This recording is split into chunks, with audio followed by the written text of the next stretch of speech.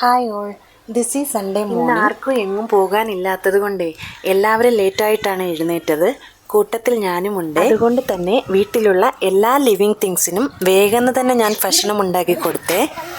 പിന്നെ അടിച്ച് നനച്ച് കിളിക്കൂടൊക്കെ വൃത്തിയാക്കി കുളിച്ച് വന്നപ്പോഴേക്കും ഇതാ വരുന്നു പുതിയ അതിഥി. പുറത്തെ പട്ടിക്കുട്ടി എടുത്തുകൊണ്ട് വന്നതാണേ. പാവം അതൊന്നും ചെയ്തില്ല. ഞാൻ കരുതിയത് മയിലാണെന്നാണ്. കുറച്ച് ദിവസം വളർത്തി വലുതാക്കി വിടാമെന്നൊക്കെ പറഞ്ഞു നോക്കി. ഗൂഗിൾ ചെയ്ത് നോക്കിയപ്പോഴാണ് മനസ്സിലായത് അത് വേറെ ഏതോ പക്ഷിയാണ്. അതുമാത്രമല്ല കീടങ്ങളും പല്ലികളും ഒക്കെയാണത്രേ അതിൻ്റെ ആഹാരം. അതൊന്നും കൊടുക്കാൻ നമ്മുടെ വീട്ടിൽ ഇല്ലാത്തതുകൊണ്ട് തൽക്കാലം കുറച്ച് ഗപ്പിയെ കൊടുത്ത് ആളെ പറഞ്ഞു വിട്ടേ. അപ്പോഴേക്കും പ്രതീക്ഷിക്കാതെ നമ്മുടെ ഒരു ബന്ധുവും കുടുംബവും എത്തിയേ. മൊത്തത്തിൽ താമസിച്ചതുകൊണ്ട് പാചകമൊക്കെ ഞാൻ പുള്ളിക്കാരിയെ ഏൽപ്പിച്ചേ. ഈ സ്ഥലത്തെ എന്തെങ്കിലുമൊക്കെ ആവശ്യത്തിനായി അവർ വരുമ്പോൾ ഞങ്ങളുടെ വീട്ടിലാണ് നിൽക്കാറുള്ളത്. അങ്ങനെ ഭക്ഷണമൊക്കെ കഴിച്ച് 5 മണിയായപ്പോഴേക്കും അവർ പോയേ. ഇനി വേഗം പാക്കിംഗ് ഒക്കെ ചെയ്ത് റെഡിയാകാമെന്ന് കരുതി നോക്കിയപ്പോഴാണ് ഒരു ടേബിൾ ഞങ്ങൾ വാങ്ങിയിട്ടുണ്ടായിരുന്നു. അത് അസംബിൾ ചെയ്യാനുള്ള ആൾക്കാരെത്തിയത്. പിന്നെ കിട്ടിയതൊക്കെ വാരിപ്പറക്കി ബാഗിലിട്ടുകൊണ്ട് റെയിൽവേ സ്റ്റേഷനിലോട്ടുള്ള ഓട്ടമാണ്. 7:15 വണ്ടി. ഇപ്പോൾ 7:15 ആയിട്ടുണ്ട്. ഇന്നെൻ്റെ എല്ലാ കണക്കുകൂട്ടലുകളും തെറ്റിയ ദിവസമാണ്. എല്ലാ തവണയും ഞാൻ പോകുന്നത് എനിക്ക് 3-4 ദിവസത്തേക്ക് ആവശ്യമായ എല്ലാ സാധനവും പാക്ക് ചെയ്തുകൊണ്ടാണ്.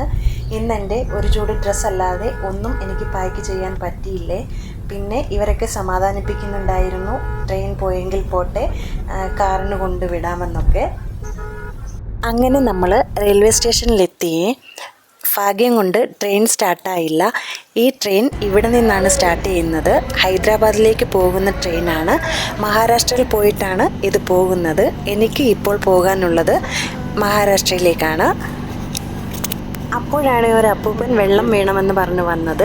കയ്യിലുണ്ടായിരുന്ന വെള്ളക്കുപ്പിയും അപ്പൂപ്പന് കൊടുത്തിട്ട് നോക്കിയപ്പോഴാണ് ഞാൻ പൈസ എടുത്തിട്ടില്ലെന്ന് മനസ്സിലായത്. അങ്ങനെ ഇവരുടെ പപ്പയുടെ കയ്യിൽ നിന്നും വീണ്ടും വഴക്കൊക്കെ കേട്ട് പൈസയൊക്കെ വാങ്ങിയപ്പോഴേക്കും എൻ്റെ ട്രെയിൻ സ്റ്റാർട്ടായേ.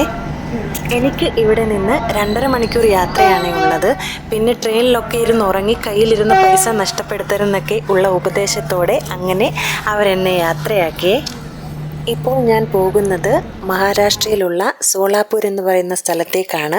ഇവിടെ നിന്നും 2.5 മണിക്കൂർ യാത്രയാണുള്ളത്. അവിടെ നിന്നും വെളുപ്പിന് 3:45 പോകുന്ന പൂനെ എക്സ്പ്രസ്സിലാണ് എനിക്ക് കൊല്ലത്തേക്ക് പോകാനുള്ള ടിക്കറ്റ് എടുത്തിട്ടുള്ളത്. അങ്ങനെ എൻ്റെ ചെറിയ മകൻ ടാറ്റ ബൈ ബൈ ഒക്കെ പറഞ്ഞ് മിസ് യു എന്നൊക്കെ പറഞ്ഞ് കുറേ ദൂരം ട്രെയിനിൻ്റെ കൂടെ വന്നതിന് ശേഷം തിരിച്ചു പോയേ. കണ്ട് സപ്പോർട്ട് ചെയ്തതിന് നന്ദി. ഇനി അടുത്ത വീഡിയോയിൽ കാണാമേ.